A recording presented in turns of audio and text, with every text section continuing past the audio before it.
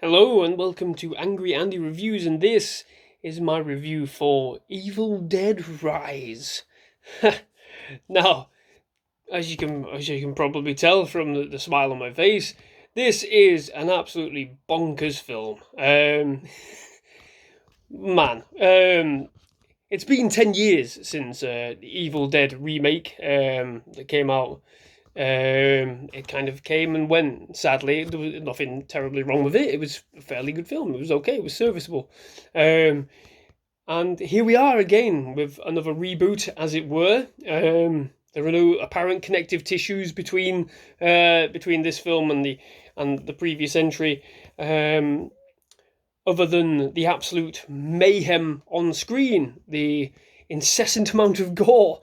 This film is unrelenting from the off, and it gets straight to the point. It's 90 minutes of absolute deadite carnage, and that is exactly what you want from a film like this. A film in the style of The Evil Dead. It's exactly what you want. It is, like I said, absolutely caked in gore, practical effects which are spectacular, practical makeup which again is superb. The creature design, as it were, is really, really fantastic. The direction from Lee Cronin, I think it is really, really great. There are some wonderful shots, there's some wonderful cinematography in this film as well. But overriding all of that, either overriding all the gore, overriding all the craziness in this film, is the performances. The performances are some of the most committed performances I've seen in a horror movie. Everybody is game for the carnage. None more than the lead actress, Alyssa Sutherland, I hope I've said that name right, apologies if not, who plays the lead mother in this film. You've seen her all over the trailers, you've seen her all over the posters. She is absolutely spectacular in this film. Absolutely spectacular. It's such a committed performance. It's an enjoyable performance. I rarely think of that when I think of horror movies. Like, that was an enjoyable performance. I enjoyed watching that. You can tell there is a level of absolute enjoyment and joy in playing something so chaotic and so crazy. In playing a deadite, there's so much fun on screen that you just absorb it, and you send it back, and then you receive even more. It's hard to describe, really, but it's a fantastic performance, and that for me, I think, is key to this film. I am a massive fan of Evil Dead. I have been for a very long time, and this is exactly what you'd expect. There's no comedy, really, though. It's very subtle. There's a very subtle sort of sadistic, very on the nose, very thin comedy. It's more, little flecks of humour as opposed to outright madcapery that was in The Evil Dead 2, for example. But again, the original Evil Dead didn't really come across as a comedy film per se. It's only sort of, now that we look back at it as a cult movie, that we try and sort of look at it in a comedy vein. But this is just absolute balls to the wall gore and mess. If you're a fan of this kind of stuff, if you're a fan of just utter gore-filled horror, you'll get something out of this. The amount of blood used, the practical effects are all top notch, absolutely top notch. The vomit, there's the use of a cheese grater. We do see in the trailer, so that's not really a spoiler. And I'm not going to spoil anything really here, to be quite honest, because I do think this film needs to be seen on its own merits without anybody sort of spoiling any details. But the cheese grater was a favourite moment. There are some really, really, like I said, some spectacular shots. The shot through the keyhole, again, keyhole through the eyepiece in the door, which again we saw in the trailer, was one of the key elements of the trailer. And again, Alyssa Sutherland as mother on the other side of the door plays it really, really spectacular. It's such. There are some real flecks of brilliant, subtle performance in this film to really unnerve you, to really set you off against your expectations of what the character might do, what the creature might do, as she is at that point. But Suffice to say, it's it's exactly what we expect. They stumble across a book after an earthquake, or a tomb. They enter a tomb through a crack in the ground. They find the book, and they find also some discs, some vinyl discs, vinyls. They're just vinyls, Andrew.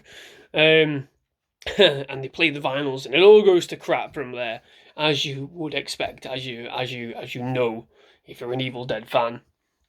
And it never lets up from that point. There is consistent gore and mayhem throughout this film, and if you like me, and that you're a simple man of simple tastes, simple pleasures, and all you want to do sometimes is watch, like John Wick, people get blown away by dragon's breath shotguns. If all you want to do is see deadites fuck shit up, then this is the film for you. It's perfect in that regard. Like I said, there are a few bits and pieces which I was a little bit unsure of. Like I said, it is a bit too serious for its own good in places, despite that level of tongue in cheek, flecks of comedy here. It probably will put a lot of people off that it is so overtly serious, despite how madcap it is. So yeah, there's a few little bits and pieces that didn't really sit well with me in that regard, but overall, this is a film driven by carnage, and it works. It absolutely works. As a sit down and enjoy the chaos kind of film, it's absolutely what you need. It's exactly what you want. There's not really much else to say beyond that.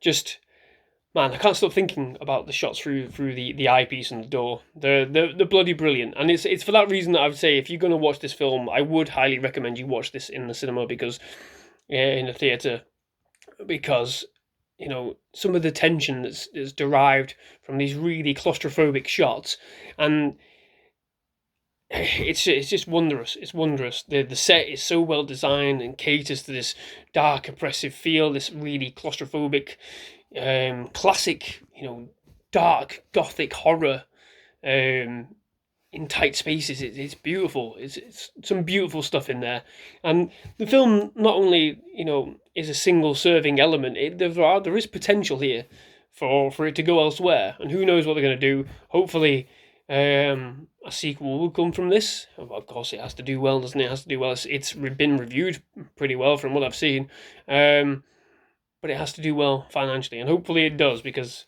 like the 2013 film, it deserves to have a bit of love and care to it. And I think if everybody jumps on board with this performance from Alyssa Sutherland, I think there will be some positives going forward. Get her back. I think. But there you go. I'm going to leave this review there. I'm going to give this film a solid 9 out of 10. I really, really, really enjoyed this film. I'd highly recommend anybody who's an Evil Dead fan to go out and see it. Obviously, make up your own mind. Don't take my word as gospel. If you're a horror fan, if you love gore and mayhem, again, go out and see this film. Go and give it a watch, for sure. I'm not getting paid by the studio at all. I don't have enough watchers to get paid. I'm just saying, I really enjoyed this film on my own. But there you go. Go and see this film. Embrace the horror, embrace the chaos, embrace the sheer amount of blood and misery, and the brilliant practical effects and performances. Great stuff. So yeah, 9 out of 10, and I'm going to leave this review there. If you liked this review, please do like the video, subscribe to the channel, leave a comment. What did you think of this film? Are you an Evil Dead fan? Did it hit you in the same way? Did it grate your cheddar? Or did you get chainsawed in half, with a different opinion? Let me know, sound off. But yeah, more importantly, like the video, subscribe to the channel for more reviews like this, of me sat in a spare room where nobody sat in, because my computer is still not up and running, because I haven't decorated the spare room yet. It is what it is. The Fortress of Rage has still not been completed. But we'll get there. So yeah, thank you very much for watching.